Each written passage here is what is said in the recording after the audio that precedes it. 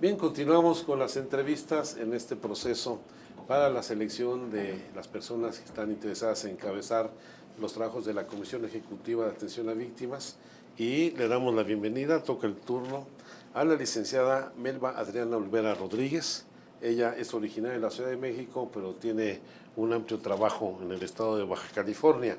Ella es licenciada y maestra en Comunicaciones por la Universidad Autónoma de Baja California. Cuenta con máster en Derechos Humanos, Estado de Derecho y Democracia en Iberoamérica por la Universidad de Alcalá. Se ha desempeñado como directora de atención a la discapacidad y promotora estatal para la integración social de las personas con discapacidad del Sistema Nacional para el Desarrollo Integral de la Familia. Actualmente ha sido nombrada como presidenta de la Comisión Estatal de los Derechos Humanos en Baja California y funge como vicepresidenta de la Federación Mexicana de Organismos Públicos de Derechos Humanos Zona Norte.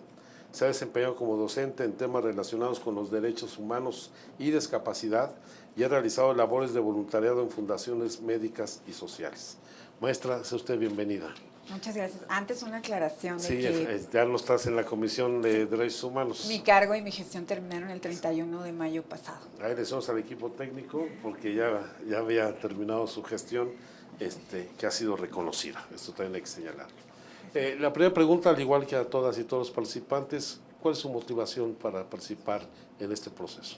Acepté la postulación que hicieron varios grupos sociales importantes en materia de derechos de las víctimas en México, porque considero que es una forma de dar continuidad a lo que es el proyecto profesional y personal que tengo, que no empezó ahorita, que tengo prácticamente más de la mitad de mi vida promoviendo la defensa de los derechos humanos, promoviendo la justicia desde diferentes frentes, desde las organizaciones de la sociedad civil, desde la función pública, pero también de los organismos autónomos de derechos humanos. En mi paso como directora general del tema de discapacidad en la Comisión Nacional de los Derechos Humanos y también como presidenta de la Comisión Estatal. Entonces, considero que en congruencia con ese compromiso que asumí hace mucho tiempo de ser partícipe del cambio que necesita nuestro país, es dar este paso y aceptar una postulación tan importante que además agradezco mucho.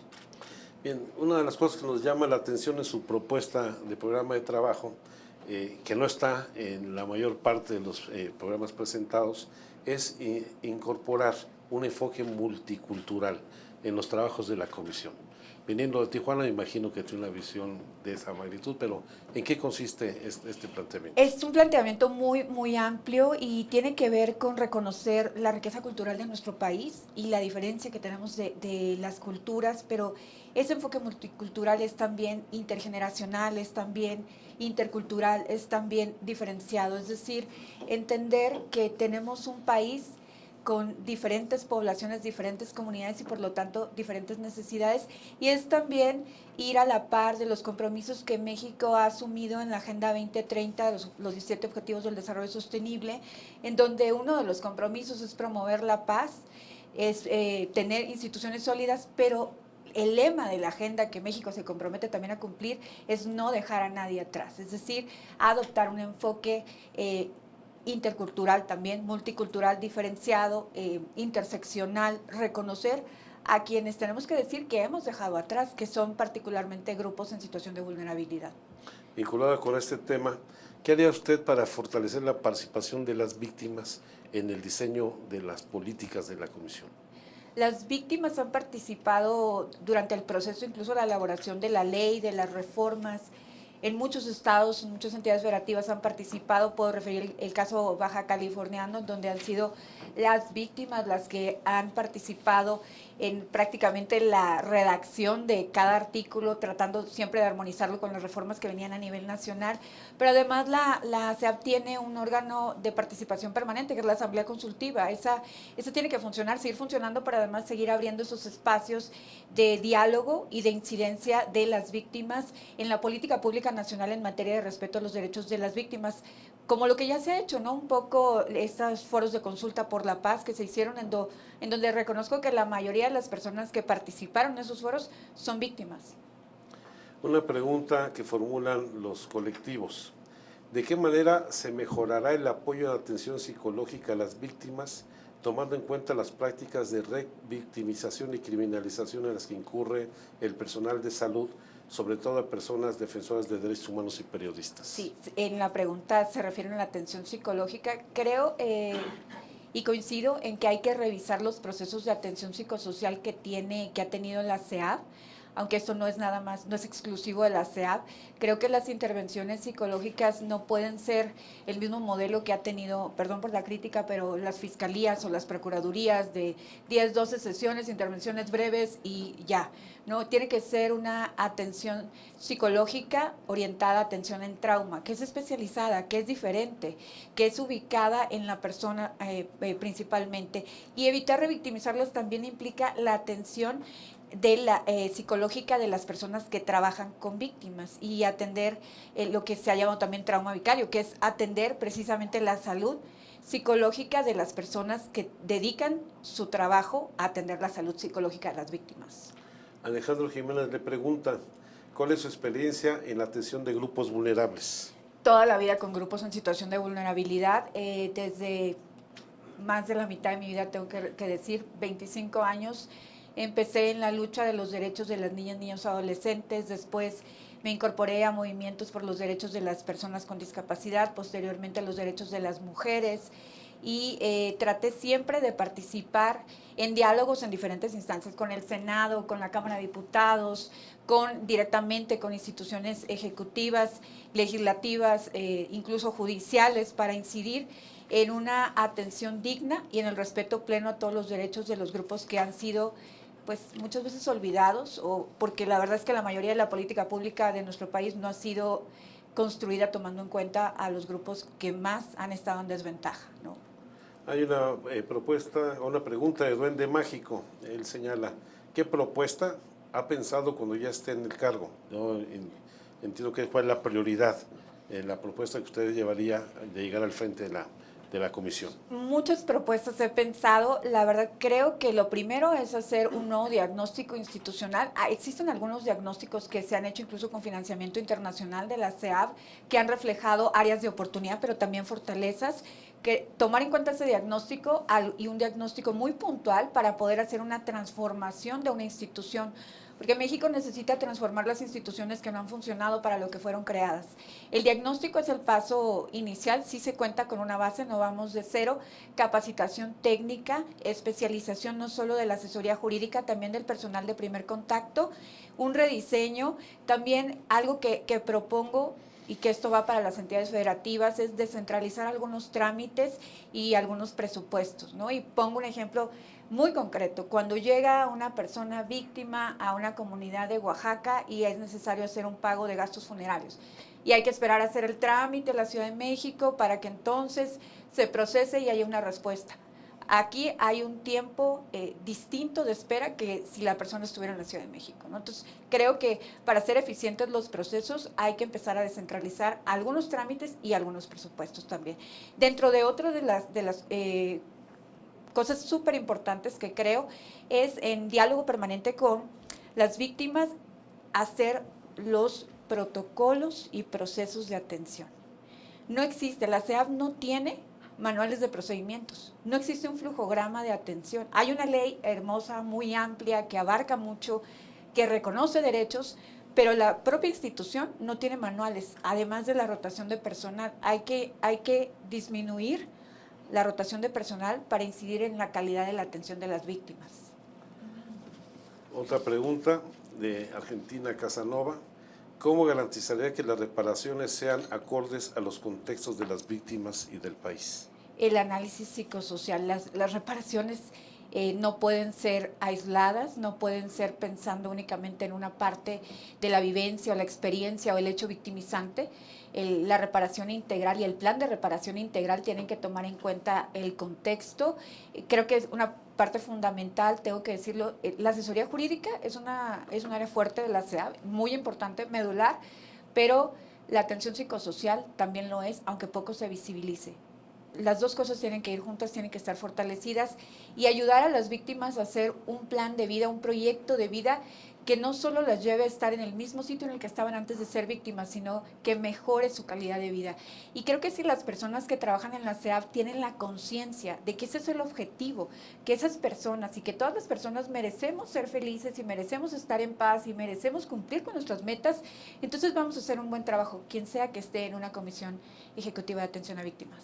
Celia Súa le pregunta, ¿conoce cuántas delegaciones de la SEAP se encuentran operando en el país?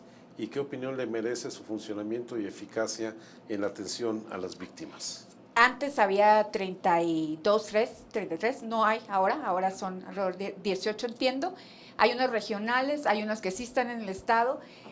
Yo, la verdad, optaría por una delegación por cada, que ahora se llaman centros de atención, no se llaman delegaciones, que sea una por cada entidad federativa. Hay zonas muy grandes, porque quiero poner un ejemplo, cuando estaba regionalizado Baja California con Sonora, por tierra para ir de Tijuana a Hermosillo estamos hablando de más de 10 horas, 12 horas por tierra. Entonces es importante tener una institución que entienda que estamos en un país con entidades federativas y que tenga presencia y atención de calidad permanente en todos los espacios.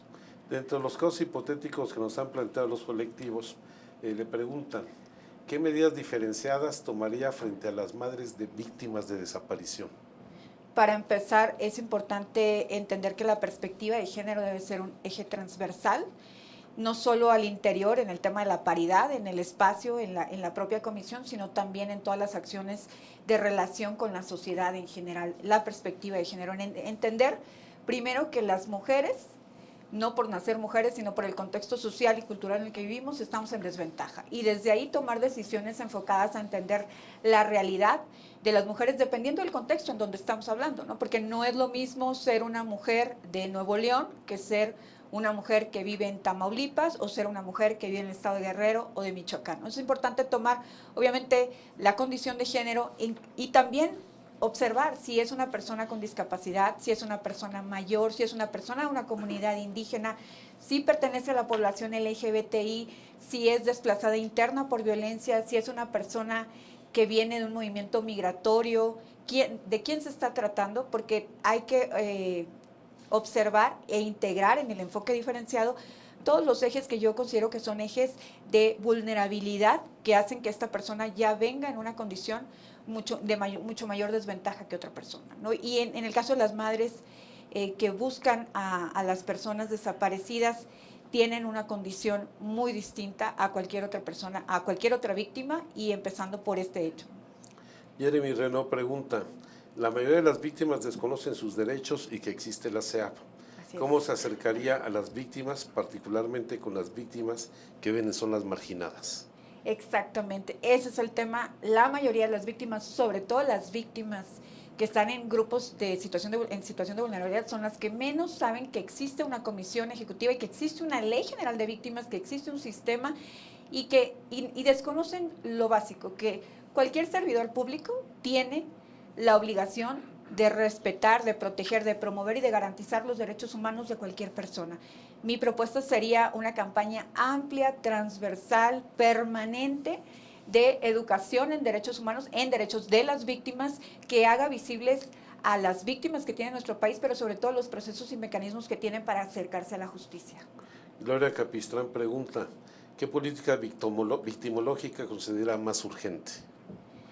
Pues toda la política pública debe de rediseñarse desde el sistema nacional, que esa es la obligación que tiene, una política muy precisa en cuanto a la atención. Creo que algo de lo que más se quejan las víctimas es que la atención no es oportuna, ¿no? Independientemente de que hay estudios diagnósticos que hablan de que la SEAP tiene personal muy capacitado, que ha desarrollado empatía y que está comprometido, la mayoría de las quejas de las víctimas es que no es una atención oportuna, que sí es revictimizante. Eso es lo primero que tendríamos que atacar, y una forma de atacar eso sería manejar un expediente único electrónico que, independientemente de la rotación de personal que ha de disminuirse, permita que las personas que ya están en la SEAP o que empiezan a estar dentro de la SEAP tengan un expediente y que no se les esté pidiendo que regresen, que traigan otros documentos, que vuelvan a traer, que se les vuelva a hacer un diagnóstico que se perdió o un estudio socioeconómico.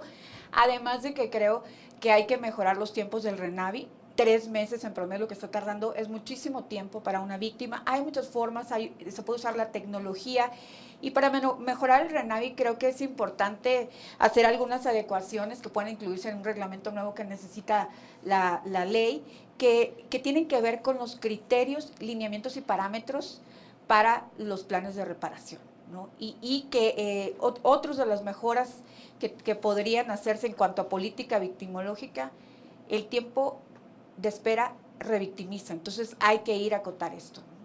Finalmente, ¿cuál sería el sello distintivo que usted imprimiría a su gestión? Respeto a los derechos de las víctimas, calidad, calidez, transparencia, rendición de cuentas. Pues yo quiero agradecerle a la maestra Elba Adriana Olvera Rodríguez su participación, no solamente en esta entrevista, sino en todo el proceso, las aportaciones que nos ha hecho, y estaremos ya dando cuenta de los resultados del mismo en los próximos días. Muchas gracias. Mucho gusto. Muchas gracias. Un receso y pasamos a la última de este día.